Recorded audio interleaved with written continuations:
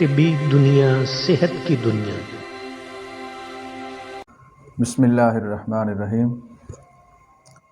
انسان جب بھی کوئی غذا استعمال کرتا ہے تو وہ غذا منہ کے ذریعے اور یہ جو خوراک کی نالی ہے جس کو ہم مرری بولتے ہیں، اس کے ذریعے جب وہ معدہ میں داخل ہوتی ہے تو معدہ میں تقریباً کوئی 3 سے 4 گھنٹے اس کو لگتے ہیں اپنا ہضم مکمل کرنے کے لیے۔ تو 3 اور 4 گھنٹے کے بعد پھر وہ غذا اپنا ہضم مکمل کر لینے کے بعد پھر وہ چھوٹی انتڑی میں منتقل ہو جاتی ہے، اور چھوٹی انتڑی میں تقریباً اس کو 4 گھنٹے لگتے ہیں اپنا ہضم مکمل کرنے کے لیے۔ پھر اس کے بعد وہ غذا جو ہے وہ بڑی انتڑی میں منتقل ہو جاتی ہے، اور بڑی انتڑی میں اس کو تقریباً 5 گھنٹے لگتے ہیں اپنا ہضم مکمل کرنے کے لیے۔ تو اس طرح سے یہ ٹوٹل تقریباً 12 گھنٹے بنتے ہیں ایک خوراک کو اپنا ہضم پروسیس مکمل کرنے کے لیے۔ تو یہ اپنا 12 گھنٹے کا پروسیس مکمل کر لینے کے بعد وہ جو غذا ہے وہ براز کی شکل میں انسان کے بدن سے خارج ہو جاتی ہے۔ تو اس طرح سے ایک خوراک سے دوسری خوراک کا جو وقفہ ہے یہ کم از کم یہ 6 گھنٹے ہونا بہت ضروری ہے۔ 6 گھنٹے سے قبل کھائی گئی خوراک جو ہے وہ انسان کے اندر بجائے مفید ثابت ہونے کے، بجائے طاقت دینے کے یا بجائے وہ خون بننے کے، وہ زہر بن جاتی ہے اور انتہائی نقصان کا باعث بنتی ہے۔ 6 گھنٹے سے قبل اگر انسان کو بھوک لگتی ہے تو یاد رکھیں کہ وہ اس کو ہم اشتہائے کاذب کہتے ہیں، وہ غیر حقیقی بھوک ہوتی ہے، وہ حقیقی بھوک نہیں ہوتی۔ حقیقی بھوک کے لیے کم از کم 6 گھنٹے کا ہونا ضروری ہے۔ اگر 6 گھنٹے تک بھی اگر انسان کو بھوک نہیں لگتی تو اس کو وہ وقفہ بڑھا دینا چاہیے، 7 گھنٹے کر لے۔ 7 گھنٹے کے بعد بھی نہیں لگتی تو 8 گھنٹے کر لے۔ 8 گھنٹے کے بعد بھی اگر بھوک نہیں لگتی 10 کر لے، 12 کر لے۔ جب تک انسان کو حقیقی بھوک اس کے اندر بیدار نہیں ہوتی، اس کو حقیقی بھوک نہیں محسوس ہوتی، تب تک انسان کو کسی قسم کی غذا استعمال نہیں کرنی چاہیے۔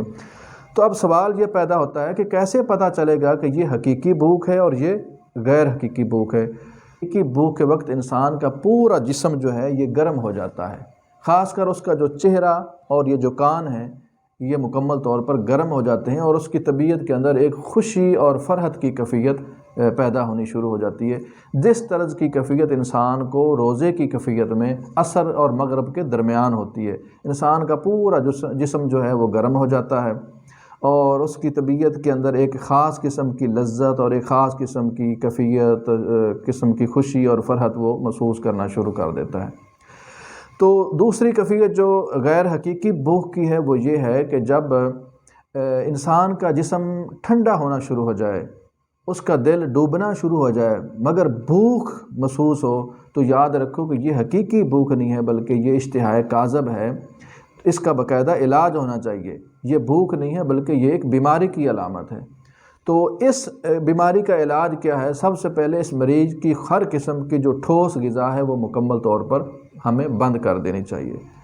ٹھوس غذا بند کر لینے کے بعد اس کو ہلکے پھلکے مشروبات، جس کے اندر آپ اس کو ادرک اور پودینے کا قہوہ بھی استعمال کروا سکتے ہیں، اس کو شہد کا پانی بھی استعمال کروا سکتے ہیں، اور ہلکی پھلکی چائے کا استعمال اور پھلوں کا رس وغیرہ بھی ہم استعمال کروا سکتے ہیں، تا وقت کہ اس کی جو حقیقی بھوک ہے وہ بیدار نہیں ہوتی۔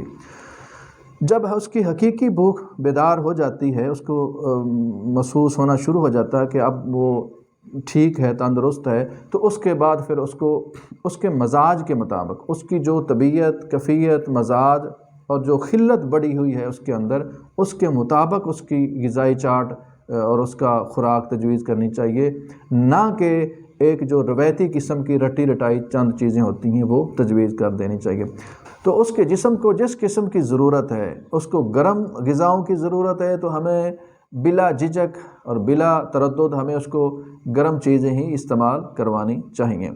اگر اس کو ٹھنڈی چیزوں کی ضرورت ہے تو ہمیں ٹھنڈی چیزیں ہی استعمال کروانی چاہیے۔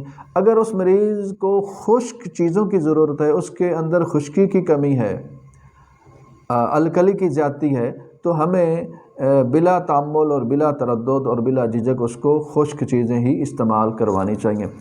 یعنی کلیہ قاعدہ یہ ہے کہ جس چیز کی انسان کی طبیعت کو، مزاج کو ضرورت ہے، جس چیز کی انسان کے اندر کمی ہے، وہی خوراک اس کے لیے سونا ہے، وہی خوراک اس کے لیے مفید ہے، وہی خوراک اس کے لیے خون کی پیدائش کا سبب ہے۔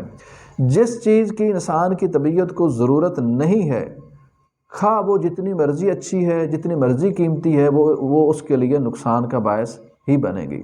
اگر مریض کو دوائی، اس کی جو میڈیسن ہے، یہ 100% درست بھی مل جائے، مگر اس کی جو خوراک اس کو وہ استعمال کر رہا ہے، استعمال کروائی جا رہی ہے، وہ اگر ٹھیک نہیں ہوگی تو وہ مریض مکمل طور پر ٹھیک نہیں ہو سکتا۔ 50% عمل دخل علاج کے اندر غذا کا ہے، اور 25% دوائی کا ہے، اور 25% اس مریض کا جو ماحول ہے، اس کی کیفیات ہیں، اس کی جو نفسیات ہے، اس کا عمل دخل 25% ہے۔ یہی فطرتی، قدرتی اور سائنٹیفک طریقہ علاج ہے۔